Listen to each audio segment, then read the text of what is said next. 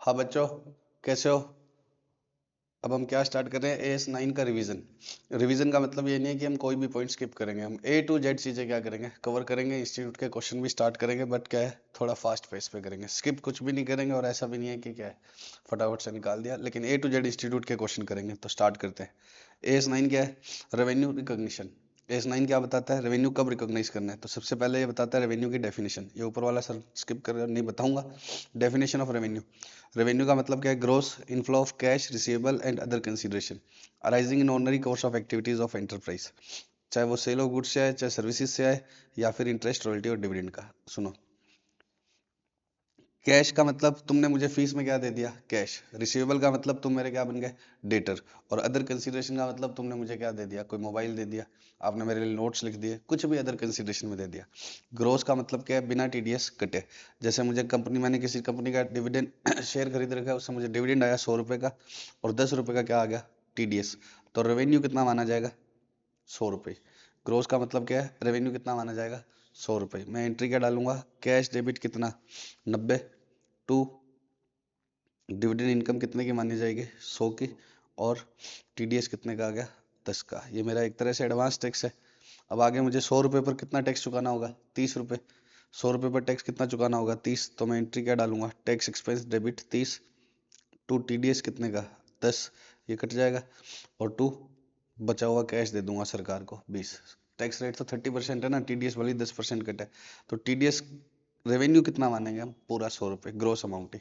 ठीक है, gross amount का मतलब समझ में आ गया? हाँ, ग्रोस का मतलब बिना TDS कटे। इनफ्लो कैश और किसका होना चाहिए? कैश रिसीवेबल और other consideration. Ordinary course of activities से होना चाहिए। ऑर्डिनरी कोर्स का मतलब मुख्य काम आपका ये होना चाहिए जिससे रेवेन्यू आ रहे। Sale of goods, rendering of services. अब इनको स्पेसिफिकली इसने क्या बोल दिया कि ये रेवेन्यू में ही आएंगे? डिविडेंड, इंटरेस्ट और रॉयल्टी। और किससे आना चाहिए? From use by others of enterprise resources. Others by enter, use कौन करेगा? अदर। किसके रिसोर्स? एंटरप्राइज के। जिससे उसको क्या मिलेगा? इंटरेस्ट, रॉयल्टी और डिविडेंड। तुम मेरा पैसा यूज करोगे तो मुझे क्या दोगे? इंटरेस्ट। पैसा यूज करोगे और मैंने तुम्हारे शेयर खरीद लिए तो क्या दोगे? डिविडेंड। मेरा ट्रेडमार्क, कॉपीराइट और यूज करोगे तो तुम मुझे क्या दोगे? रॉयल्टी। तो रेवेन्यू में 5 बातें आ गई बच्चों। पहला क्या आ गया? Sale of goods. दूसरा क्या आ गया? Renting of services. तीसरा क्या आ गया? गुड्स आ गया। रेंडरिंग ऑफ सर्विसेज आ गया। और तीसरा क्या आ गया? इंटरेस्ट, रॉयल्टी और डिविडेंड। ये 3 बातें एक साथ आ गई। पक्का? अब एजेंसी की रिलेशनशिप में ये खुद कहता है कि अमाउंट ऑफ कमीशन क्या है? रेवेन्यू है, ना कि gross inflow. Gross inflow revenue नहीं है। क्या है? Amount of commission. एजेंसी का मतलब मैं तुम्हारा माल बिकवा रहा हूँ, ठीक है, तो मैं सिर्फ क्या हूँ? एजेंट। तो मेरे पर मैंने तुम्हारा गुड्स बिकवा दिया 100 रुपए का, मेरा कमीशन कितना रुपए है? परसेंट है, 10%। तो मेरे पास एक बार ये ए है, इसका गुड्स मैंने बिकवा दिया, तो किसको बेचा? सी को। तो सी मुझे एक बार कितने रुपए देगा? 100। लेकिन मेरे को 90 रुपए तो किसको देने हैं? ए को ही। मेरा रेवेन्यू तो कितना है? 10 रुपए। तो एजेंसी के रिलेशनशिप, एजेंसी के केस में क्या है? कमीशन ही रेवेन्यू है। ग्रोस इनफ्लो ऑफ कैश भले कितना हुआ? 100। तो ये खुद क्लियर कर देता है कि एजेंसी के रिलेशन में है। अब एजेंसी कब मानिए? प्रिंसिपल। जब मैं प्रिंसिपल हूँ, देखो एग्जांपल लेता हूँ मैं, अगर इसी केस में मैं क्या होता? प्रिंसिपल होता, तो मैं एंट्री क्या करता? ए ने मुझे बोला कि कितने में बिकवा दो? 100 में। और आपको 10% मिलेगा। मैंने सी को कितने में बिकवा दिया? 100 में। तो मैंने तुम्हें एंट्री क्या बताई कि मेरा कैश तो कितना आ गया? 100। ए को कितने देने हैं? 90। और मेरा कमीशन कितना है? 10। लेकिन अगर मैं क्या होता? प्रिंसिपल होता, तो मैं पहले ए से खरीदने की एंट्री डालता, परचेज टू ए कितने की, मतलब कम पे देता ना वो, मुझे 90 पे देता। फिर मैं आगे 100 में तो बेच रहा हूँ। और फिर मैं क्या एंट्री करता? सी या कैश टू सेल्स, कितने रुपए का? 100 रुपए का। तो तब भी मेरी इनकम तो कितनी बुक होती? 10। यहाँ पर भी कितनी बुक हुई है? 10। यहाँ पर भी कितनी हुई है? 10। लेकिन परचेज और सेल ज्यादा दिखता है। तो इससे मेरा बिजनेस बड़ा दिखता है, ठीक है, और इसमें मैं छोटा बिजनेस दिखता हूँ। तो इसलिए क्लियर करता है कि कब आप अपने आप को प्रिंसिपल मानना, कब क्या मानना? एजेंट। तो कब प्रिंसिपल मानना? आपने ऑन इट्स ओन किया या on behalf of someone else किया। अब आपने अपने बिहाफ, ऑन इट्स ओन किया है मतलब पहले खरीदा और फिर बेचा है, तब तो क्या है? आप प्रिंसिपल हो। और on behalf of someone else किया है तो आप क्या हो? एजेंट हो। ठीक है, तो रिस्क और रिवॉर्ड पहले किसके हुए थे? आपके हुए थे। इससे तय होगा। अगर रिस्क और रिवॉर्ड किसके हुए थे? पहले मेरे। कल को ये स्टॉक नहीं बिकता तो मेरे चिप जाता है 90 का स्टॉक, तो फिर क्या होता? मैं प्रिंसिपल। और अगर रिस्क रिवॉर्ड आपके हुए ही नहीं थे तो आप क्या हो? एजेंट हो। पक्का? इसके ऊपर इंस्टीट्यूट का क्वेश्चन करते हैं कि कब आपको क्या मानना है। जिगेटो रन सा फूड डिलीवरी बिजनेस। जिगेटो, इसने जोमेटो का एग्जांपल दिया है, बस नाम क्या रख दिया, जिगेटो। ये फूड डिलीवरी करता है। जिगेटो को क्या है, customer, Zigato allows customer to order from the local restaurants and responsible for the delivery. Zigato सिर्फ किसके लिए रिस्पॉन्सिबल है, डिलीवरी के लिए। During the year it collects money and made orders made online as under. Order आए मेरे पास कितने के, बहुत सारे ऑर्डर आए, तो ये पूरे साल का इसने बता दिया कि 200 लाख तो फूड आइटम का पैसा आया, 60 लाख किसका आया और 40 किसका आ गया, जीएसटी। टोटल कितने रुपए आ गए, 300।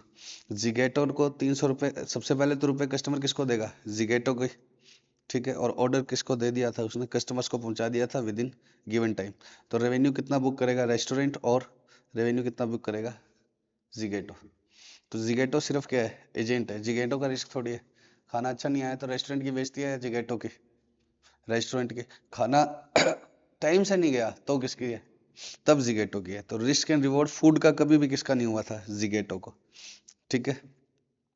Item will be prepared or not is not the responsibility, is the prepared or not is the responsibility of restaurant. तो आइटम बनेगा या नहीं, ये किसकी रिस्पॉन्सिबिलिटी है, रेस्टोरेंट की, ना कि जिगेटो की।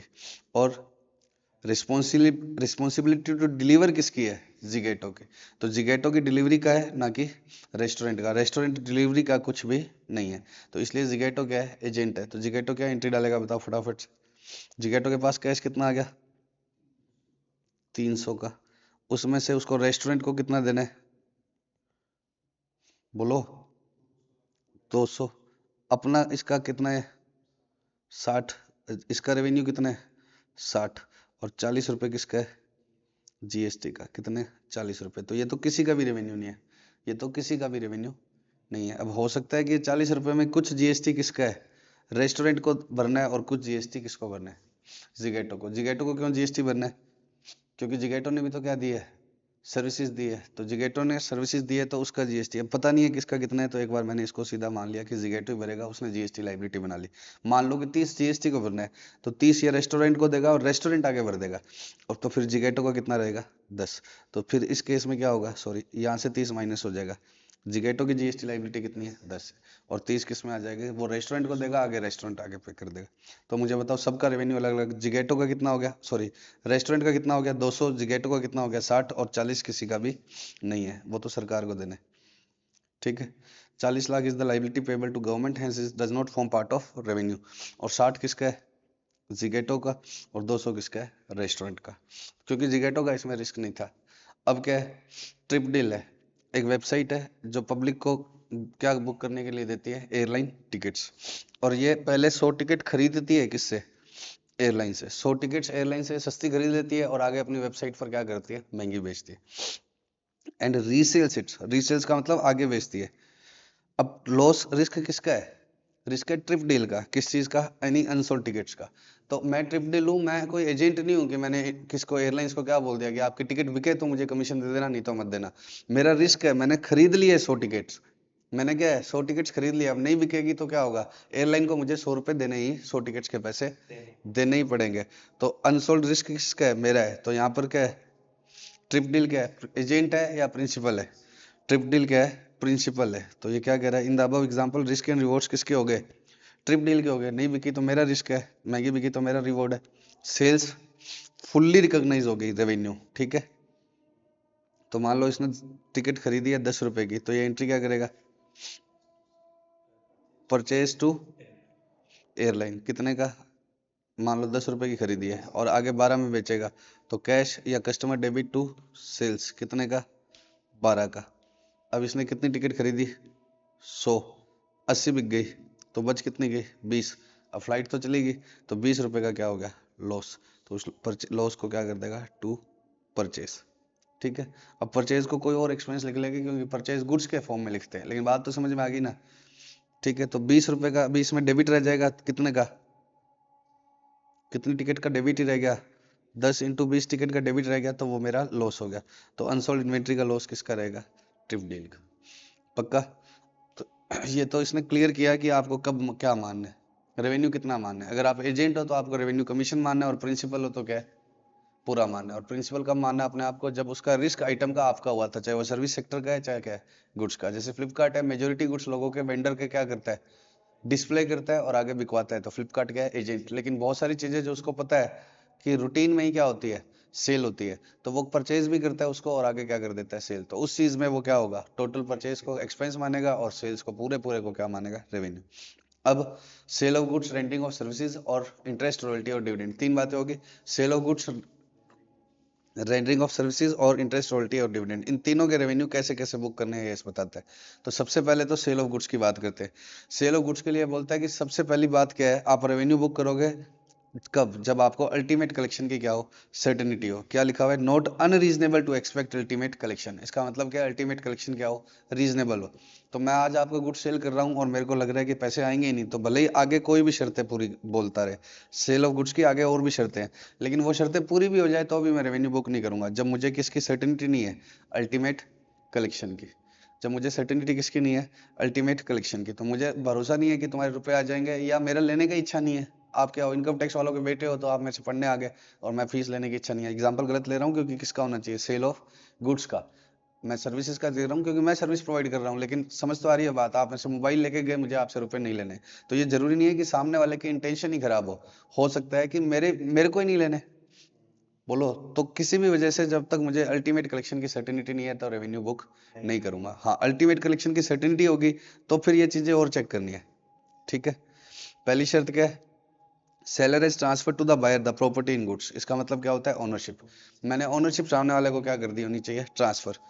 और या फिर और क्या कह रहा है, सारे के सारे रिस्क एंड रिवॉर्ड ओनरशिप के क्या हो गए, transfer, and seller retains no effective control of the goods transfer to a degree usually associated with ownership.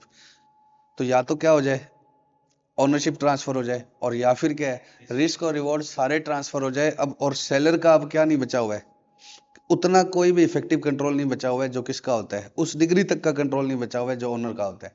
अब मान लो कि तुम मेरे से मोबाइल खरीद के ले गए, तुमने बोला कि मोबाइल मेरा हो गया, मैं पैसे बाद में दे दूंगा, या पैसे दे गए और पड़ा मेरे पास ही है। अब कोई दूसरा इसको हाथ लगाएगा तो मैं उसको रोक दूंगा, लेकिन मैं किसी और को तो नहीं बेच सकता क्योंकि अब ये मोबाइल तुम्हारा है, रिस्क रिवॉर्ड तुम्हारे है। अब ये महंगा हो तुम्हारा है, सस्ता हो तुम्हारा, बस पड़ा मेरे पास है। तो मेरे पास ठीक है, कस्टडी वाले कंट्रोल पड़े हैं कि दूसरे की चीज है तो मैं तीसरे को हाथ नहीं लगाने दूंगा। तुम्हारा मोबाइल है, मैं दूसरे को नहीं दूंगा। बट क्या है, ओनरशिप जितने कंट्रोल अब मेरे पास नहीं है, मैं इस पर लोन नहीं ले सकता, इसको आगे नहीं बेच सकता। तो या तो रिस्क रिवॉर्ड ट्रांसफर हो जाए या ओनरशिप ट्रांसफर हो जाए। और जनरली ये दोनों चीजें कैसे होती है, साथ में जाती है। जनरली ये दोनों चीजें क्या जाती है, साथ में। थर्ड कंडीशन अभी बताता हूँ, थर्ड कंडीशन को छोड़ो, लेकिन नीचे क्या लिखा हुआ है, transfer of property in goods और रिस्क एंड रिवॉर्ड कोइंसाइड्स मतलब साथ साथ ही चलते हैं। ये दोनों चीजें क्या चलती है, साथ साथ। तो ये अलग अलग है ही नहीं। लेकिन जब ये डज नॉट कोइंसाइड, साथ साथ नहीं चले, तब इस सिचुएशन में रेवेन्यू इन सच सिचुएशन कैसे बुक करना है, जब रिस्क एंड रिवॉर्ड ट्रांसफर हो जाए। तो मुख्य बात अब क्या रहेगी हमारी, रिस्क एंड रिवॉर्ड। तो रिस्क एंड रिवॉर्ड और ओनरशिप ट्रांसफर हो जाए, लेकिन दोनों अलग अलग टाइम पे पहुंच रहे हैं, तो क्या होगा, रिस्क एंड रिवॉर्ड। एग्जाम्पल लेता हूं मैं आपको। मैं आपकी शॉप पर आया, मैंने आपसे एसी खरीद लिया, आपने क्या बोला कि इतने रुपए का है, मैंने रुपए दे दिए या फिर प्रॉमिस कर दिए, कुछ भी है, और आपने मेरे नाम से बिलिंग कर दी।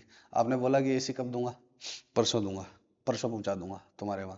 तो अब रास्ते में तुम्हारे एसी टूट गया तो मैं तुम्हारे को रुपए दूंगा नहीं, सर रुपए तो दे दिए हो, तो दे दिए हैं, तो अभी आप दूसरा एसी दोगे मेरे को।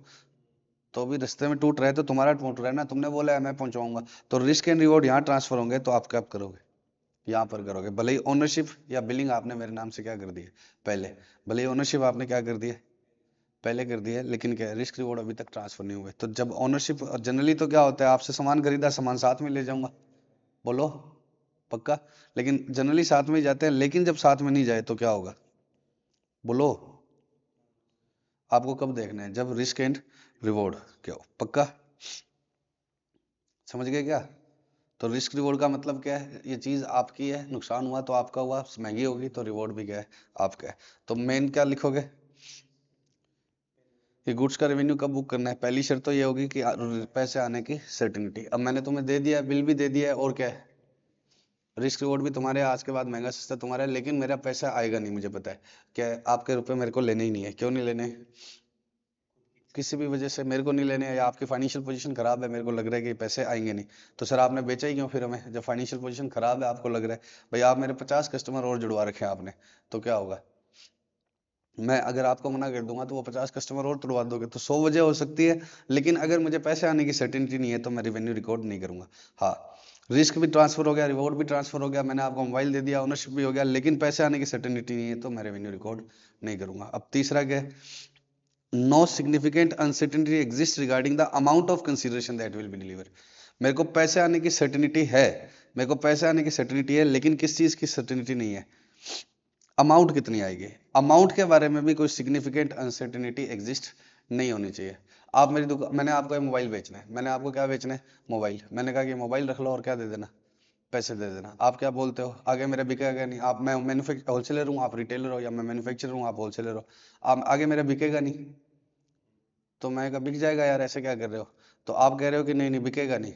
मैंने कहा कि बिल बना दिया, रिस्क रिवॉर्ड तुम्हारे है, तुम कह रहे हो जबरदस्ती का स्टेप है। मैंने कहा एक काम करो, जितने में तुम्हारा बिक जाए उसका 80% मेरे को दे देना, 100 का बिके तो 80 दे देना, 150 का बिके तो 120 दे देना, 80%। तो अभी मेरे को यही नहीं पता कि अमाउंट कितनी है, मुझे ये पता है कि आदमी बुरा नहीं है, पैसे दे देगा, मुझे ये पता है पैसे दे देगा, तो किसकी सर्टेनिटी है, अल्टीमेट कलेक्शन की।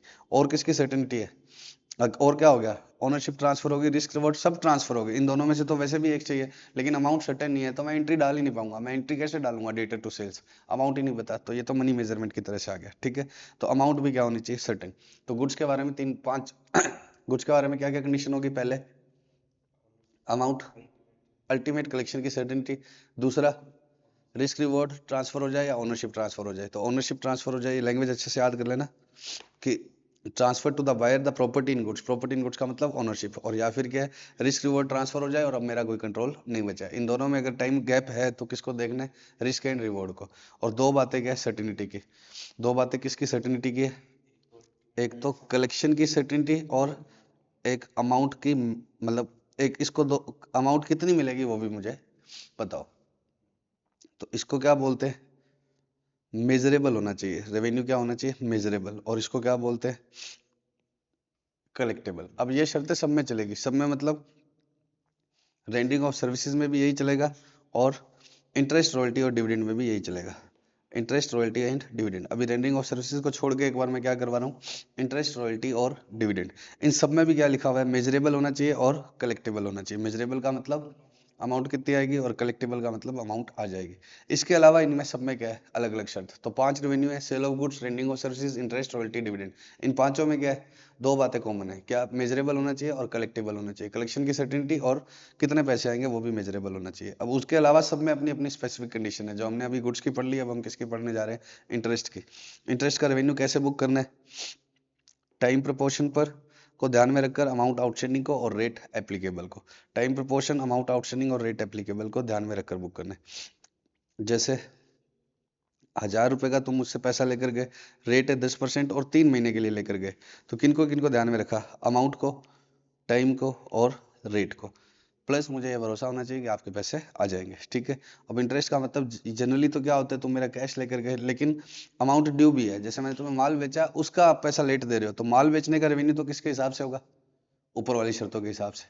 और अमाउंट ड्यू का मतलब अभी तक पैसा नहीं दिया है, तो उस पर मैं क्या लगाऊंगा, इंटरेस्ट, तो उसका किसके हिसाब से होगा, इसके हिसाब से। ठीक है, तुमने वैसे 5 लाख का माल खरीदा, रिस्क रिवॉर्ड आज ट्रांसफर हो गए, तो उसका तो 5 लाख है तो तब कर लूंगा, और इंटरेस्ट का क्या करूंगा, इसके हिसाब से, जैसे जैसे टाइम बीचेगा उसके हिसाब से रेवेन्यू बुक करूंगा। रॉयल्टी का मतलब क्या होता है, कि मेरे नो हाउ पेटेंट ट्रेडमार्क तुम यूज कर रहे हो। ठीक है, मेरा डोमिनोज मेरे नाम से है और आपने उसको क्या किया, यूज किया। मैं एक पब्लिश ऑथर हूँ, आप एक पब्लिशर हो, आपने क्या करी, बुक छापी, और आप मुझे क्या दोगे, रॉयल्टी। तो मेरे रेवेन्यू की बात हो रही है, ऑथर के रेवेन्यू की। एक्रूअल बेसिस पर बुक करना है, in accordance with the terms of agreement. Generally कितनी तरह के एग्रीमेंट होते हैं, पर पीस और फिक्स्ड। ठीक है, मैं एक बड़ा ऑथर हूँ, मैंने आपको बोला कि आप मेरी बुक पब्लिश करो और आप मुझे पर पीस क्या दोगे, रॉयल्टी, 40 रुपए पर पीस। और दूसरा क्या है, आपने मुझे बोला कि 40 रुपए पर पीस नहीं, 5 लाख रुपए मिलेंगे आपको अगले 5 सालों के। तो अगले 5 सालों के 5 लाख मिलेंगे, तो मैं हर साल कितने कितने का रेवेन्यू बुक कर लूंगा, 1-1 लाख। क्यों, क्योंकि एक रूल बेसिस पर है, अब आपके रुपए आए हैं चाहे नहीं आए हैं, मेरे को सर्टिनिटी है, तो मैं 1-1 लाख बुक कर लूंगा। या पहले साल आपके 1-20 भी आ गए तो भी मैं कितना बुक करूंगा, 1 लाख। ठीक है, पहले साल 1-20 भी आ गए तो भी कितना बुक करूंगा, 1 लाख। क्यों, क्योंकि एक रूल बेसिस पर बुक करना है, भले ही एडवांस आ गया, बाकी को मैं एडवांस शो कर दूंगा। और 40 रुपए पर पीस है, तो अब आप मुझे बताओगे पहले साल 1000 किताबें छप गई, तो 1000 × 40, 40,000 का आपको डेटर बना के एक रूल बेसिस पे बुक कर लूंगा, पक्का।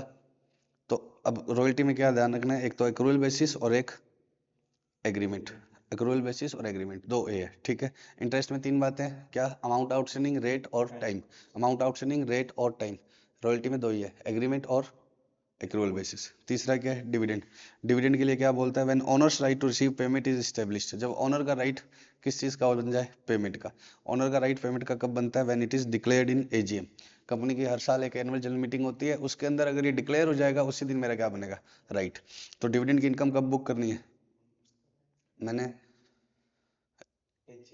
इस साल आपकी कंपनी के, इस साल के शुरू में मैंने आपकी कंपनी के शेयर खरीदे, इस साल आपने 1 करोड़ कमा लिया, लेकिन इसका डिविडेंड आपने यहाँ डिक्लेयर किया। अगले साल एजीएम होती है, लास्ट डेट एजीएम की आप लोग में पढ़ोगे 30/9 होती है, 3 महीने की बढ़ा सकते हैं, लेकिन एक बार 30/9 मान लो, या 30/9 से पहले पहले जब भी एजीएम करी आपने, तो यहाँ डिक्लेयर किया, तो भले ही आपने प्रॉफिट यहाँ कमाया था, इसमें मान लो तुम्हारी कंपनी में मेरा 10% शेयर है, आपने डिविडेंड यहाँ डिक्लेयर किया, तो मैं यहाँ इनकम बुक करूंगा।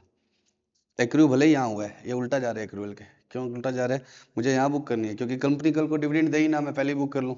कंपनी चाहे तो 10 साल डिविडेंड ना दे, कमाती रहे, डिविडेंड दे ही ना शेयर होल्डर को, तो इसलिए उसके कमाने के हिसाब से नहीं चलेगा, जब कंपनी का डिक्लेयर करेगी। अब डिक्लेयर को अंग्रेजी में क्या बोलना है, when owner's right to receive payment is established. When owner's right to receive payment is established, जिसको क्या बोलते हैं, जब कंपनी इसको क्या करे, डिक्लेयर करे, डिविडेंड को, ठीक है। जब भी डिक्लेयर करे, इंटरिम हो, फाइनल हो, कोई सा भी हो, ठीक है। अब इस पर बेस्ड कुछ क्वेश्चन करते हैं पहले, गुड्स के। A B sells goods, illustration 2 है, पेज नंबर 8.39। ए बी ने सी डी को माल कब बेचा, 1 मार्च को। सी डी को उसी समय सिग्निफिकेंट कैश फ्लो है, पास्ट मंथ से, बेचने वाले टाइम ही क्या है, कैश फ्लोज के इश्यूज है, ठीक है। वो बैंक लोन लेके क्या कर रही है, ट्राई कर रही है। 5 मई को क्या आया, फंडिंग आई, 5 मई को क्या आई, फंडिंग, ठीक है। और उसी से मुझे पता लगा कि उसके पैसे आ जाएंगे, तो मैंने अपने डेटर को गुड्स बेच दिया, अच्छा डेटर था, मुझे पता है पैसे आ जाएंगे, तो क्या होगा, दे देगा। लेकिन बेचने वाले टाइम मेरे को सर्टेनिटी नहीं थी, क्योंकि उसको इशू था, वो कह रहा था बैंक लोन आएगा तभी पैसे दूंगा, तो कल को बैंक लोन कैंसिल हो जाए तो इसलिए 1 मार्च को मैं सर्टेन नहीं हुआ। कब सर्टेन हुआ, 5 मई को। तो मैं रेवेन्यू कब बुक करूंगा, 5 मई को। और 5 मई से पहले पहले ये चीज मेरी क्या मानी जाएगी, इन्वेंट्री इन हैंड। अगर तुम मुझे पैसा नहीं दोगे तो मैं मेरा स्टॉक तो वापस ले लूंगा। तो 1 तारीख से लेकर 5 तारीख तक क्या है, 1 तारीख से लेकर 5 तारीख तक क्या है, स्टॉक भले ही आपके पास पड़ा है, लेकिन मैं इसको अपना स्टॉक बताऊंगा, ठीक है। और 5 तारीख को मैं इसको स्टॉक को हटा दूंगा और डेटर बुक कर लूंगा, रेवेन्यू बुक कर लूंगा। समझ रहा है क्या मोटू, पक्का। चलो उसके बाद दूसरा क्वेश्चन है, एबी ने सीडी को क्या बेचा, गुड्स बेचा। Illustration next. कब बेचा, 1 जनवरी को, after the sale was made, sale के बाद उसको कैश फ्लो इशू हुआ डेटर को, और अब वो लोन ले रहा है। तो मैंने तो एंट्री पहले ही डाल दी है ना सेल की, मेरे को तो 1 जनवरी को सर्टेनिटी थी, एज्यूमिंग उस समय रिस्क रिवॉर्ड सब ट्रांसफर हो गए थे। तो सेल के बाद उसको दिक्कत हुई, और बाद में 15 मई को वो क्या, 15 मार्च को क्या हो गया, लिक्विडेशन में भी चला गया। तो आपने तो पहले ही रेवेन्यू बुक कर लिया, अब उसके बाद आप रेवेन्यू रिवर्स नहीं करोगे, वो फिर बैड डेट्स हुआ आपका।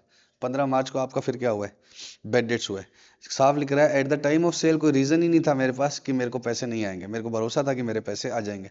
तो 1 जनवरी को तो मैं क्या करूंगा, सेल की एंट्री डाल दूंगा, और 15 मार्च को क्या डाल दूंगा, बैड डेट्स, ठीक है। 15 मार्च को क्या डालूंगा, बैड डेट्स। अब मैं सेल्स कम नहीं करूंगा, वापस रेवेन्यू तो हो गया, रेवेन्यू तो हो गया, अब मैं क्या डालूंगा, बैड डेट्स, ठीक है। ये कहानियां जरूर जरूर लिखनी है, क्योंकि पहले अल्टीमेट कलेक्शन की सर्टेनिटी थी, इसलिए बुक कर लिया होगा। ये बिल्कुल ही सीधा सीधा क्वेश्चन है। X limited used certain resources of x limited, 10 lakh 15 lakh क्या मिला उसके बदले में, इंटरेस्ट और रॉयल्टी। तो अब आप बताओ इंटरेस्ट और रॉयल्टी की इनकम कैसे बुक करेंगे, तो वही कहानी लिख दोगे। इंटरेस्ट की इनकम कैसे बुक करोगे, टाइम को ध्यान में रखकर, आउटस्टैंडिंग अमाउंट को ध्यान में रखकर, और रेट को ध्यान में रखकर। तो कितना रेवेन्यू बुक करना है, 10 लाख। अमाउंट ही दे दी, कुछ दिया ही नहीं, या तो प्रिंसिपल देता, रेट देता, टाइम देता, इसमें तो सीधा ही रेवेन्यू की अमाउंट दे रखी है। और रॉयल्टी के लिए क्या लिख दोगे, एग्रीमेंट को ध्यान में रखकर और एक्रूअल बेसिस पे।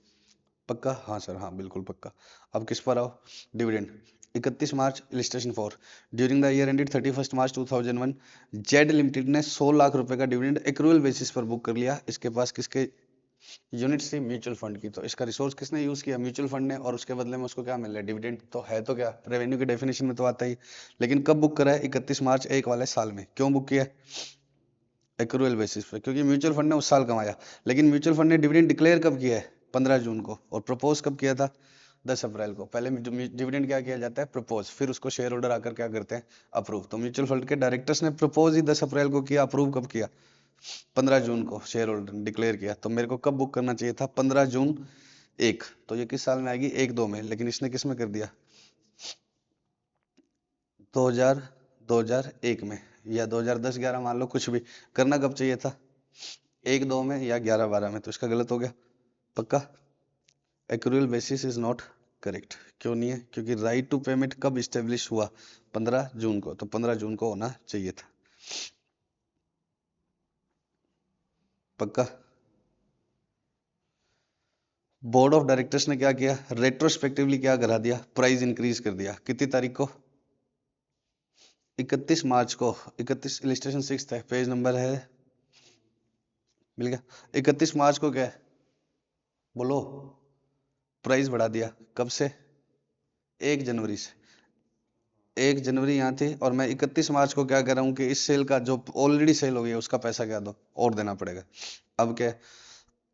इन view of the price revision company को कितने रुपए लेने होंगे?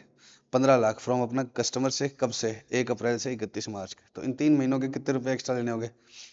15 लाख। अकाउंटेंट अपना माइंड नहीं बना पा रहा है कि 15 लाख को रेवेन्यू मानूं या नहीं मानूं, तो इसने सब्जेक्टिव से आंसर दिया हुआ है। क्या लिखा हुआ है? If the company is able to assess the ultimate collection, company को लग रहा है कि मेरे कस्टमर तुम्हारे जैसे अच्छे अच्छे हैं, तो क्या होगा? दे देंगे। तब तो क्या कर लो, मे बी रिकॉग्नाइज्ड। अगर company not able to ultimate collection, कि बैकडेट से बढ़ा रहे हैं तो शायद ना मिले, तो इसलिए क्या है? पोस्टपोन कर देना चाहिए। तो सब्जेक्टिव आंसर दिया इसने। बेटर आंसर क्या होता? कि शायद ही आए। ठीक है, लेकिन मैं तुम्हें एग्जांपल देता हूँ, कई बार आने का भी होता है। जैसे मैंने तुम्हें बोला कि बच्चों मैं फीस कितनी लूंगा, आप अच्छे हो तो मैं भी अच्छा हूँ, कि फीस कितनी लूंगा? इतना किराया मिल जाए मेरे को, जो मेरी बिल्डिंग का रेंट लग रहा है। अगर 100 बच्चों का बैच बन गया तो मैं क्या करूंगा? फीस इतनी लूंगा। 50 का बच गया तो थोड़ी ज्यादा लूंगा। 150 का बन गया तो और कम कर दूंगा, क्योंकि मेरे किराए तो फिक्स लग रहे हैं। तो मैंने आपको बोल दिया कि आप एक बार 10,000 दे दो, और आगे अगर बच्चे कम आए तो आपको 12,000 देने पड़ेंगे। बच्चे ज्यादा हो गए तो 8,000 हो जाएंगे। तो एक बार आपने 10 दे दिया, आगे बच्चे कम आए तो मैंने रेट्रोस्पेक्टिवली बढ़ाया, तो हमारा पहले से बात तो हो ही रखी पक्का। लेकिन ये क्या नहीं है, उतना अच्छा एग्जाम्पल नहीं है कि पक्का पक्का बढ़ ही जाएगा रेट्रोस्पेक्टिवली। तो रेट्रोस्पेक्टिवली बढ़ने के चांसेस कम होते हैं, बट इसने ऐसे लिखा हुआ है तो आप ऐसे कैसे लिख देना। क्यों लिख देना?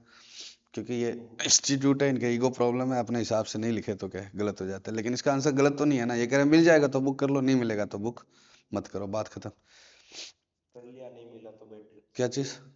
बुक क्या कर चीज? लिया नहीं मिला तो बैड डेट्स। हाँ, बुक।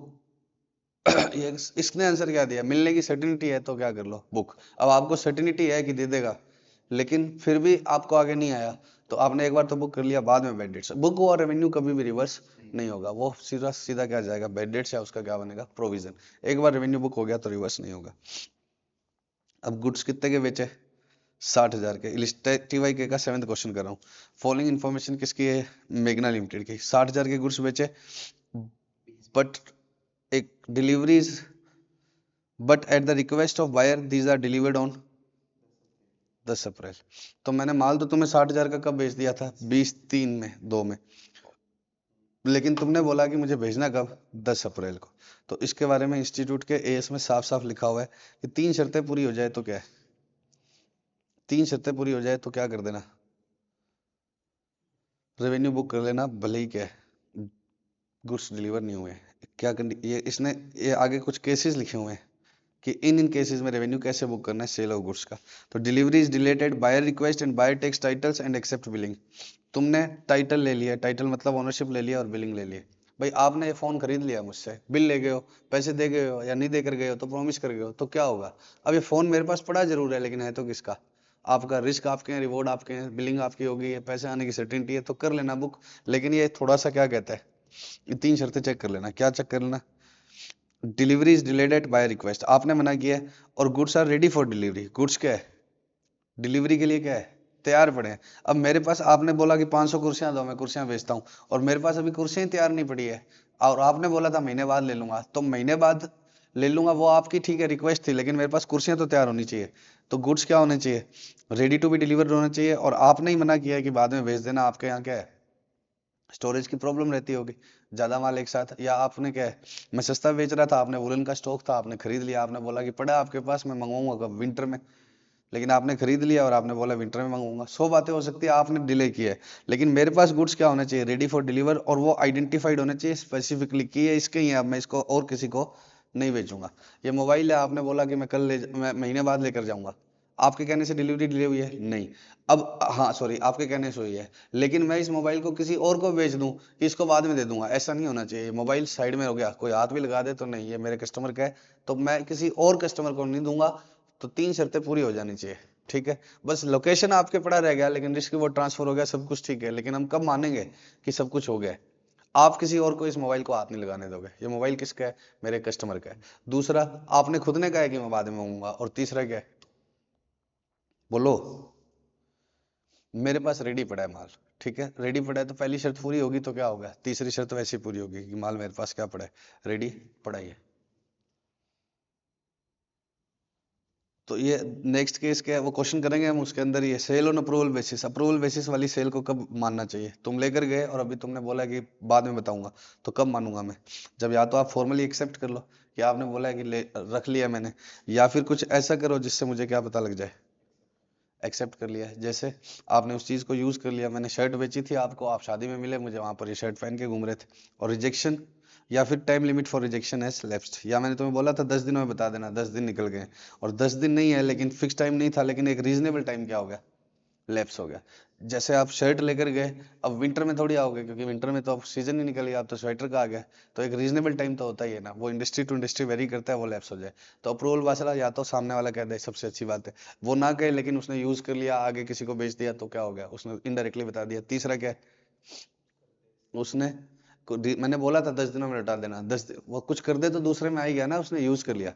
तो तीसरा क्या है, टाइम लैप्स हो गया। टाइम लैप्स हो गया मतलब मैं बोला था 10 दिनों में लौटा देना, 10 दिन निकल गए, और 10 दिन फिक्स नहीं है तो क्या होता है, एक रीजनेबल टाइम तो होता है। अब 2 महीने से बैच चल रहा है, आपको डेमो ले रहे हैं, ऐसे थोड़ी होती। गुड सब्जेक्ट टू इंस्टॉलेशन, इसको अलग से करेंगे, एक क्वेश्चन है इसका प्रैक्टिकल।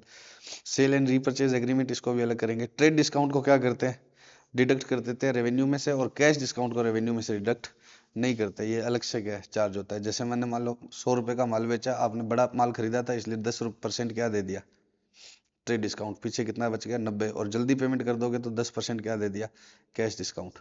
10% 9 आएगा नालायक, कितना हो गया 81। तो अब मैं रेवेन्यू कितना बुक करूंगा, ट्रेड डिस्काउंट माइनस करने के बाद, बट कैश डिस्काउंट माइनस करने से पहले। तो रेवेन्यू कितना आएगा, after TD but before CD.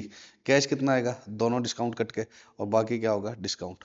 ठीक है, ये तो छोटी क्लास में पढ़ते थे ना। रेवेन्यू कितने से बुक होगा, ट्रेड डिस्काउंट तो माइनस करके, कैश डिस्काउंट माइनस ना करके।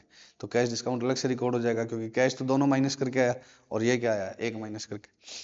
ठीक है, कंसाइनमेंट पे माल भेजने का मतलब क्या होता है, मैं सामने वाली पार्टी को भेजता हूँ माल, और मैं उसको क्या बोलता हूँ, तू रख ले, बिक जाए तो क्या है, मैं तुझे कमीशन दे दूंगा, नहीं बिके तो तू मेरा माल लौटा देना।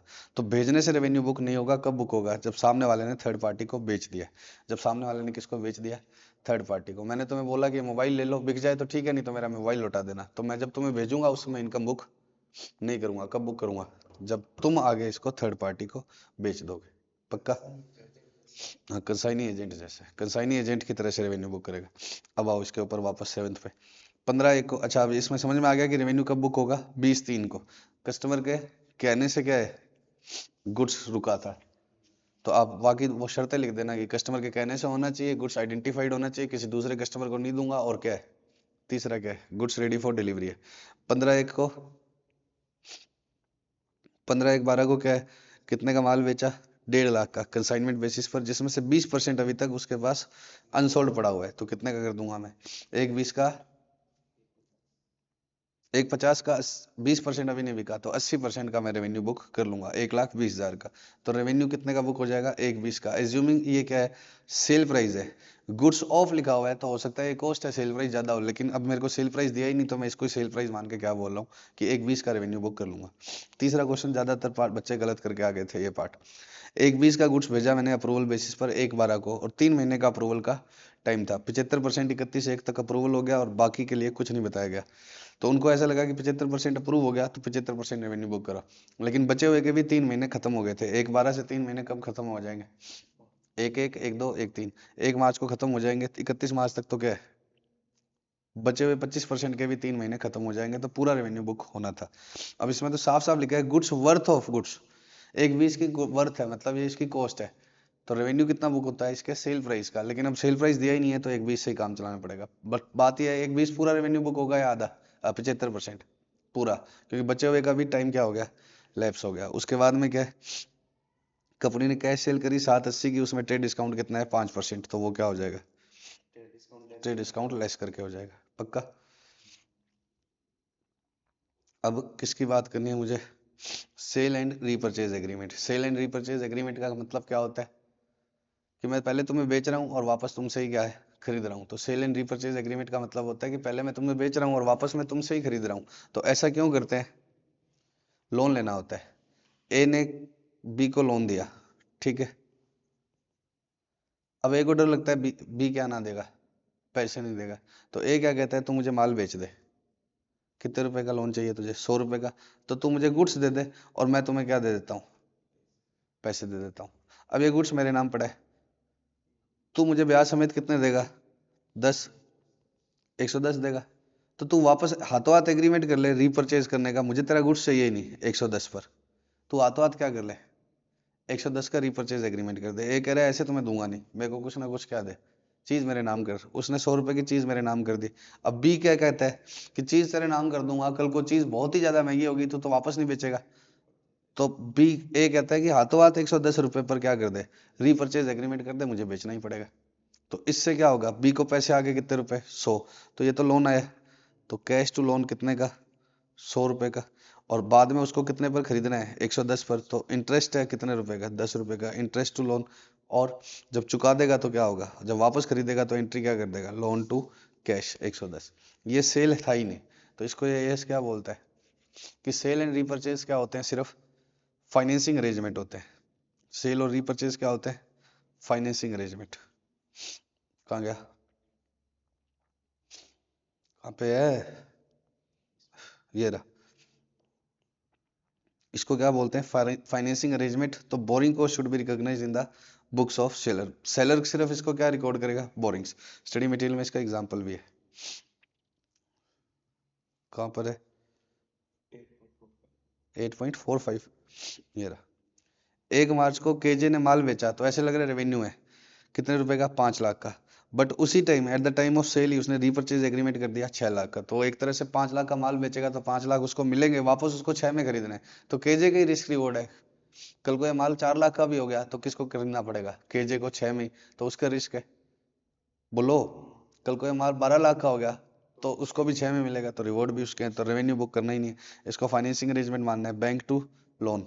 बेचने वाले टाइम रेवेन्यू बुक नहीं करना है, 5 लाख का लोन लिया, वापस 6 में खरीदना है। तो ओवर द पीरियड, जितने पीरियड बाद खरीदना है उस पीरियड में कितने का इंटरेस्ट एक्सपेंस डाल देंगे, 1 लाख। और वापस कितने चुका दिए, 6 लाख। तो खरीदे की वापस परचेज की एंट्री नहीं होगी, लोन चुकाने की एंट्री हो जाए। पक्का। 7th पॉइंट हो गया, 6th हो गया, 5th हो गया, 4th हो गया, 3rd हो गया। 3rd नहीं हुआ, 3rd मैं बताता हूँ आपको अभी। 3rd मैं बताता हूँ। उसके अलावा अलावा अलावा अलावा सब हो गया क्या बच्चे, सर्विस तो पूरा ही रह गया नालायक। अब पहले ये छोटे वाली पॉइंट छोड़ दो स्टार्टिंग में, इनसे एमसीक्यू आ जाए तो आ जाए, अदरवाइज कुछ नहीं आएगा। लेकिन याद करने पड़ेंगे, 2-2 नंबर के आते रहे एमसीक्यू। कि ये एस भले ही रेवेन्यू हो तो भी किसको डील नहीं करेगा, कंस्ट्रक्शन कॉन्ट्रैक्ट को, हायर परचेज लीज एग्रीमेंट को, गवर्नमेंट ग्रांट्स को और इंश्योरेंस कंपनीज को, क्योंकि इन सब पर अलग अलग एस है। ये आप किस में पढ़ेंगे, एस 7 में, ये किस में पढ़ेंगे, एस 19 में, ये किस में पढ़ोगे, एस 12 में। और इंश्योरेंस कंपनीज वाला क्या है आपके कोर्स में नहीं है। पक्का। तो भले ही इन चीजों, ये रेवेन्यू भी हो कंस्ट्रक्शन वाले के लिए, भले ही ये रेवेन्यू हो, सर्विस का रेवेन्यू है, लेकिन बुक नहीं करना, एस 7 के अकॉर्डिंग करेंगे ना कि 9 के अकॉर्डिंग। ठीक है। हायर परचेज वाला एस 19 में, गवर्नमेंट ग्रांट वाला 12 में। और ये चीजें इसने बोला है कि ये एग्जाम्पल ऐसे लग रहा है पीएनएल में क्रेडिट होती है ये आइटम, इनकम आपकी, लेकिन रेवेन्यू की डेफिनेशन में कवर नहीं होती। वो क्या लिखा हुआ है, realise gain from disposal. Disposal मतलब बेचना, फिक्स एसेट्स को बेचा। रियलाइज गेन फ्रॉम डिस्पोजल मतलब फिक्स एसेट्स को बेचा। और unrealise gain from holding, unrealise gain from holding इसका मतलब क्या है कि फिक्स एसेट पड़ी पड़ी महंगी होगी। मेरे पास 1 लाख की लैंड है, उसको मैंने 1.5 लाख में बेच दिया, तो 50,000 का प्रॉफिट तो है, लेकिन वो रेवेन्यू नहीं है। वो तो आपको डेफिनेशन समझ में आ गई। तो वैसे ही है कि ये सेल ऑफ गुड्स थोड़ी है इन ordinary course of business. Fix assets कहाँ लिखा हुआ है सर, नॉन करेंट एसेट्स। उसको बेचना या उसको क्या करना, पड़े पड़े महंगे हो जाना। तो फायदे हो रहे हैं लेकिन रेवेन्यू की डेफिनेशन में नहीं आएंगे। इसके ऊपर क्या पढ़ेंगे, एस 10 में। Unrealised holding gains resulting from change in value of current asset. अब करंट एसेट्स में तो इन्वेंट्री भी आता है, अगर उसको बेच दिया तो वो क्या आ जाएगा, रेवेन्यू। तो इसलिए क्या बोला है, अनरियलाइज्ड होल्डिंग गेन। अनरियलाइज का मतलब पड़ा पड़ा स्टॉक महंगा हो गया तो वो इसमें नहीं आएगा, और कोई करंट एसेट पड़ी पड़ी महंगी होगी तो इसमें नहीं आएगी। पड़ी पड़ी महंगी हो गई, जैसे करंट इन्वेस्टमेंट्स है, पड़े पड़े महंगे हो गए तो वो इसमें नहीं आएंगे। बेचने से, अब इन्वेस्टमेंट पर तो फिर भी रेवेन्यू में नहीं आएगा बेचने वाला तो, लेकिन बेचने वाला इन्वेंट्री तो आ सकता था, इसलिए इसने बेचने वाला नहीं लिखा। इसमें रियलाइज्ड और अनरियलाइज्ड दोनों लिखा है, लेकिन इसमें सिर्फ क्या लिखा है, क्योंकि अनरियलाइज्ड के साथ रियलाइज्ड करंट एसेट का लिख देता तो फिर क्या होता, वो तो इन्वेंट्री भी हो सकता है ना सर, तो इसलिए। नेचुरल इंक्रीज इन हर्ट्स का मतलब आपकी गाय ने बछड़ा दे दिया, या एग्रीकल्चर प्रोड्यूस अपने आप नेचुरली इंक्रीज हो जाते हैं, पेड़ पौधे उग जाते हैं, तो वो फायदे जरूर है लेकिन इसमें नहीं आएंगे। Realise unrealise gains from change in foreign exchange rate, मैंने माल बेचा हुआ है डेटर को $1 का, तो $1 की रेट कितनी है अभी, 50 रुपए, तो 50 रुपए मेरा रेवेन्यू। अरे कुछ भी ले लो, $1 की रेट कितनी है, 50 रुपए, तो 50 रुपए तो मेरा रेवेन्यू है। अब जब पैसे देने की बारी आई, वो तो $1 देगा, उस समय रेट होगी 60 रुपए, तो 10 रुपए एक्स्ट्रा हो गया, तो वो क्या है, रियलाइज गेन। लेकिन वो रेवेन्यू का पार्ट नहीं है, वो किस में आएगा, AS11 में। और अभी पैसे दिए नहीं है उसने, लेकिन डॉलर पड़ा पड़ा महंगा हो रहा है, तो भी मैं खुश तो हो ही रहा हूँ। $1 आएगा तो महंगे ज्यादा पैसे आएंगे, तो अनरियलाइज गेन। और फॉरेन करेंसी के फाइनेंशियल स्टेटमेंट्स को जब आप इंडियन करेंसी में क्या करते हो, कन्वर्ट। जैसे ये ऊपर वाले में तो क्या है, मैंने ट्रांजेक्शन किया है, डेटर से रुपए लेने हैं। अब दूसरे में मेरी सब्सिडरी है, मैं टाटा कंपनी हूँ, टेटली सब्सिडरी है मेरी, कहाँ पर, विदेश में। अब उसके सारे फाइनेंशियल किस में आते हैं, डॉलर में, तो उसको जब हम रुपीज में कन्वर्ट करते हैं तो कोई गेन आ गया तो वो रेवेन्यू नहीं है। Realise gain resulting from discharge of obligation at a less amount, मैंने क्रेडिटर को रुपए कम दिया, ऑब्लिगेशन मतलब क्रेडिटर, उसको कम अमाउंट पर दिया, तो मेरे को जो गेन हुआ वो रियलाइज है। अब दूसरे अगला क्या है, unrealise gain from restatement of carrying amount of obligation, मेरी एक लाइबिलिटी है 100 रुपए की, उसको मैंने कम दी है तो क्या होगा, गेन रियलाइज हो गया, 100 के 90 दिए, लेकिन वो रेवेन्यू थोड़ी है ना, वो सेल ऑफ गुड्स है ना रेंडिंग ऑफ सर्विसेज है, ना इंटरेस्ट रॉयल्टी डिविडेंड है। और रीस्टेटमेंट का मतलब क्या है, कि मैंने उसको बोला कि भाई साहब रुपए दे दूंगा, लेकिन 100 के अब कितने दूंगा, 90, और वो भी 2 महीने बाद, मेरी पोजीशन खराब है, और वो मान गया, तो उसको मैंने पैसे दे देता तो रियलाइज बोलता। अब मैंने उसको क्या किया है, रीस्टेट, और ये क्या है, अनरियलाइज्ड गेन। तो ये रेवेन्यू की डेफिनेशन में वैसे ही नहीं आती है, अगर डेफिनेशन समझ में आ गई तो इनमें से कोई भी चीज क्या नहीं है, sale of goods, rendering of services और इंटरेस्ट रॉयल्टी और डिविडेंड नहीं है। तो इनका MCQ आ सकता है। अब इसको वाइंड अप करते हैं फटाफट से, वो करके एक पॉइंट। एजेंसी हो गया एक, पहले वो क्या कौन सा कर रहे हैं हम,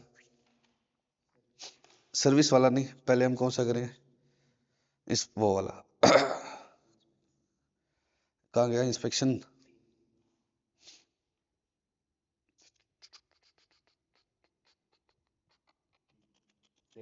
गया, जा रहा है तो जान दो, अब क्या है। अब सुनो, good subject to inspection, installation. मैंने आपको बोला कि मैं आपसे चीज खरीद रहा हूँ, शर्त यह है कि आप मेरे को चला कर दिखाओगे, इंस्टॉल करके दिखाओगे। जैसे AC है, एक्वागार्ड है, बड़ा बड़ा कोई कॉम्प्लेक्स पीस ऑफ प्लांट है, मशीनरी है, मेरे को नहीं आता, तो आपको क्या करना पड़ेगा, इंस्टॉल करके दिखाओगे और चला के दिखाओगे। तो इंस्टॉलेशन अगर कॉम्प्लेक्स है और क्या है, सिग्निफिकेंट है, तो रेवेन्यू कब तक रिकॉग्नाइज मत करना, जब तक सेटिस्फैक्टरी इंस्टॉलेशन कंप्लीट ना हो जाए। अब इंस्टॉलेशन ठीक है, आपने बोला कि चला के दिखाएंगे, आपको पता है इंस्टॉलेशन इजी सी है, तो फिर आप पहले ही बुक कर लो जब आपने बिलिंग विलिंग कर दी, ठीक है। जैसे रेफ्रिजरेट को सिर्फ क्या करना, फ्रिज खरीदा तो उसमें तो प्लग से लगाना होता है, तो भले ही मैंने बोला कि चला के दिखाओगे, लेकिन क्या है, उसमें कोई खास बात है नहीं, ठीक है। तो आपसे मैंने चीज खरीदी है, आपने क्या बोला है कि इंस्टॉल करके दिखाएंगे, आपको चला के दिखाएंगे, सेटिस्फैक्टरी कंप्लीट होगा तभी क्या है। अब वो आप रेवेन्यू का बुक कर दो जब इंस्टॉलेशन इजी सा है, जैसे प्लग में लगाना है तो आपको पता है कि क्या है, चलेगा ही चलेगा। और इंस्टॉलेशन कॉम्प्लेक्स है तो आप क्या बुक करो रेवेन्यू, जब इंस्टॉलेशन कंप्लीट हो जाए सेटिस्फैक्टरी, ठीक है। अब इसके ऊपर क्वेश्चन है अच्छा सा बढ़िया, प्लांट मशीनरी में होता है फर्नीचर। अब सुनो, 8 स्टार लगा लो इसके ऊपर। अब देखना आप आंसर गलत करोगे। From the following year ended KY enterprise has entered into following transaction. 31 March को KY supply 2 machine to its customer, both machines were accepted by ST। दोनों मशीनें किसने एक्सेप्ट कर ली है, ST ने। मशीन 1 वाज मशीन जो रूटीनली सप्लाई करते हैं और इंस्टॉलेशन बिल्कुल सिंपल है। और मशीन 1 भी कब इंस्टॉल, दोनों ही मशीनें कब इंस्टॉल हुई है, अगले साल। बेच कब दी थी? 31 मार्च को। मैंने दोनों एक्सेप्ट भी कर ली थी, लेकिन दोनों मशीनें इंस्टॉल कब हुई? अगली बार। ये 2 अप्रैल को और ये कब हुई? 2 से 5 अप्रैल को, दोनों ही। लेकिन पहले की इंस्टॉलेशन सिंपल है, दूसरे की क्या है? कॉम्प्लिकेटेड। ठीक। सेल प्राइस दोनों के इतने इतने, कॉस्ट ऑफ प्रोडक्शन इतनी इतनी है, इंस्टॉलेशन फीस पहले की तो ले ही नहीं रहा, सिंपल सी है, दूसरे की कितनी है? 10,000। तो रेवेन्यू कैसे बुक करोगे? 2 मशीनें बेची है, ये पहली मशीन है, ये यहाँ सेल हुई। ये दूसरी मशीन है, ये भी यहाँ सेल हुई। पहली मशीन इंस्टॉल यहाँ हुई, दूसरी भी यहाँ इंस्टॉल हुई। इसकी इंस्टॉलेशन सिंपल है और इसकी इंस्टॉलेशन कॉम्प्लेक्स है। ठीक है, दोनों मशीन यहाँ एक्सेप्ट कर ली। इस सवाल में साफ साफ लिखा है। कहाँ लिखा हुआ है? Both the machine were accepted bye ST. साफ साफ लिखा हुआ है कि उसने एक्सेप्ट कर ली, दोनों मशीन एक्सेप्ट कर ली। और इंस्टॉलेशन के मैं अलग चार्जेस किसके ले रहा हूँ? सेकंड के। अब आप क्या सोच रहे हो कि इसका तो रेवेन्यू पहले साल में बुक कर दो। सिंपल थी, इंस्टॉलेशन मशीन एक्सेप्ट हो गई। और दूसरे का रेवेन्यू कब बुक करो? नेक्स्ट ईयर में, क्योंकि इंस्टॉलेशन कब हुई है? नेक्स्ट ईयर में। अब मैं आपको कह रहा हूँ कि ये वो वाला है ही नहीं, मैंने जानबूझ के उसको होल्ड किया हुआ था, उसके बाद ये पड़ा है। इसका भी रेवेन्यू यहाँ बुक करेंगे। हाँ, इंस्टॉलेशन का रेवेन्यू, जो इंस्टॉलेशन फीस ले रहे हैं, वो नेक्स्ट ईयर में करेंगे। ये 3 लाख का रेवेन्यू यहाँ बुक करेंगे, ये 10,000 का रेवेन्यू कब बुक करेंगे? नेक्स्ट ईयर में। ऐसा कैसे? ऐसा इसलिए, सुनो, 2 एग्जांपल लेता हूँ। आप मेरे को एसी बेच रहे हो, मैंने कहा एसी के पैसे तभी दूंगा जब एसी अच्छे से हवा देगा, इंस्टॉल कर दोगे। सेकंड केस क्या है? आप मुझे एसी बेच रहे हो, आपने मुझे खुद बोला है कि एसी देखना है देख लो, इंस्टॉलेशन हमारी जिम्मेदारी नहीं है। अगर आप हमसे इंस्टॉल करवाते हो, तो क्या होगा? हम आपको इंस्टॉल करके दे देंगे, आप बाहर मिस्त्री से किसी और से इंस्टॉल करवाने हैं, मैकेनिक से, तो करवा लो। ठीक है, भले ही इंस्टॉलेशन कॉम्प्लेक्स है, लेकिन हमने बोला है कि एसी वाली कंपनी ऐसे ही तो करती है कि एसी ले लो और इंस्टॉलेशन के वो अपने, अगर उनके उनसे करवाते हैं तो वो चार्जेस भी क्या लेते हैं? ज़्यादा। और बाहर ओपन में मिस्त्री क्या लेते हैं? कम। मैं ओरिजिनल के पास गया, नाम चलता है उसका, तो उसने कहा एसी देख लो, बिल्कुल ऐसा आएगा जो हमारे लगा हुआ है, इंस्टॉलेशन हमारी जिम्मेदारी नहीं है। आप चाहो तो इंस्टॉलेशन क्या करवा लो हमसे, और चाहो तो बाहर करवा लो, और वो अपने चार्जेस बता देते हैं। तो ये वाला केस है। आपने एसी एक्सेप्ट कर लिया है, आपने क्या कर लिया है? एसी एक्सेप्ट कर लिया है। ठीक है, साफ लिखा हुआ है, एसी एक्सेप्ट कर लिया है। अब इंस्टॉलेशन पेंडिंग है, वो भी आपने ओरिजिनल से करवाई, तो ओरिजिनल रेवेन्यू कैसे बुक करेगा? एसी तो बेच दिया उसने। और ये अलग चीज है, ये क्या है कि आप एसी तब तक नहीं खरीदोगे जब तक क्या है? इंस्टॉलेशन। जैसे बड़े complex piece of plant machinery होते हैं, तो हमारे को इंस्टॉल ही नहीं करने आता, आप इंस्टॉल करके जाओगे। तो एक तो है क्या, सेल ऑफ प्रोडक्ट अलग, और इंस्टॉलेशन सेलर ही करेगा, लेकिन ये बिल्कुल अलग चीज है, और आपने ये एक्सेप्ट कर लिया है। ये कौन सा एग्जांपल है? एसी का। आपने एसी खरीद लिया, ओरिजिनल का नाम चलता है, आपने एसी खरीद लिया। हिटैची का नाम चलता है, आपने एसी एक्सेप्ट कर लिया। अब आपने बोल दिया इंस्टॉल आप ही कर दो। इंस्टॉल क्या कर दो? आप ही कर दो, और इंस्टॉलेशन चार्जेस ले लेना। तो अब 31 मार्च तक सेल हो गया, इंस्टॉलेशन नहीं हुई है, और इंस्टॉलेशन थोड़ी क्या है? कॉम्प्लेक्स। तो क्या कर दो? एसी का रेवेन्यू बुक कर दो, इंस्टॉलेशन का मत करो। दूसरा केस क्या है? बहुत ही कॉम्प्लेक्स है, रिफाइनरी। वो हम आपको पैसे ही कब करेंगे पेमेंट? जब ये यहाँ चला के दिखा दोगे, तब क्या है? तब सेलर रिफाइनरी का तब तक रेवेन्यू बुक ना करे जब तक इंस्टॉल नहीं हो गया। पक्का? अब रह गया इसमें सिर्फ sale of goods. Sale of goods नहीं, rendering of services. Rendering of services में कोई क्वेश्चन तुम्हारे इंस्टीट्यूट के बुक में नहीं है। रेंडरिंग ऑफ सर्विसेज में फिर से वो 2 शर्तें तो सब में रहेगी। कौन सी 2 शर्तें? बोलो। मेजरेबल और कलेक्टिबल। मेजरेबल का मतलब अमाउंट। कितना मिलेगा, और कलेक्टिबल का मतलब पक्का मिल जाएगा। अब ये कहते हैं 2 में से एक मेथड लगाना पड़ेगा, प्रोपोर्शनेट कंप्लीशन मेथड और completed service contract method. Proportionate completion method क्या है? रेवेन्यू कैसे कैसे बुक करो? जैसे जैसे काम हो जाए, with the degree of completion of service. और कंप्लीटेड सर्विस क्या बोलता है? जब रेवेन्यू तभी बुक करना जब क्या हो जाए? काम पूरा हो जाए। इसमें जैसे जैसे काम वैसे वैसे रेवेन्यू, यहाँ काम पूरा होने पर ही रेवेन्यू। इसमें क्या होता है? ये कह रहा है एक से ज्यादा एक्ट होते हैं, और इसमें क्या होता है? Generally single act. जैसे मैं कोचिंग पढ़ा रहा हूँ, 3 महीने बैच चलेगा, 1/2 को स्टार्ट हुआ है, ये 31 मार्च है, और 30 अप्रैल तक चलेगा। ठीक है, 3 महीने, फेब मार्च और अप्रैल। फीस 3,000 है, तो मैं रेवेन्यू कैसे बुक करूंगा? इधर 2,000 और इधर 1,000। अब पहले भले ही मैं एडवांस ले लूं तो भी इनकम कितनी बुक करूंगा? 2 या रुपए नहीं, 3 नहीं, पहले साल में पहले साल में 2, भले ही 3,000 एक साथ दे दिए, जैसे जैसे काम वैसे वैसे रेवेन्यू। तो अभी यहाँ तक क्या हुआ है, 2/3 कोर्स हुआ है, तो कितना करूंगा, 2/3। पक्का। तो ये कौन किसका एग्जांपल है, प्रोपोर्शनेट कंप्लीशन का। कंप्लीटेड सर्विस में एक ही काम होता है, इसमें तो क्या बहुत सारे काम है, अलग अलग अलग चैप्टर है, जितने चैप्टर हो गए 31 मार्च तक उतने का रेवेन्यू बुक कर दो। तो ये कह रहा है इसमें क्या होता है, मोर देन 1 एक्ट, और इसमें क्या होता है, सिंगल एक्ट। जैसे मशीन इंस्टॉल करना, रिपेयर करना।